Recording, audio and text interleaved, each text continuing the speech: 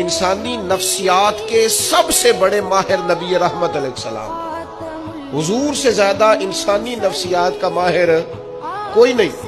حضور معراج پہ گئے، واپس آ کر نبی پاک صلی اللہ تعالی علیہ وسلم نے واقعہ معراج کو بیان کیا، اور وہ جو واقعہ معراج جو نص قطعی ہے جسے قرآن نے بیان کیا ہے، لیلم من المسجد الحرام الی المسجد الاقصی، رات کے تھوڑے سے حصے میں مسجد حرام سے لے کر مسجد اقصی تک. اب وہ ہفتوں اور مہینوں کا سفر ہے، اب اس کو آپ کہیں صرف مسجد حرام سے مسجد اقصی، باقی معراج نہیں، وہ بھی لوگوں کی سمجھ میں نہیں آ رہا تھا.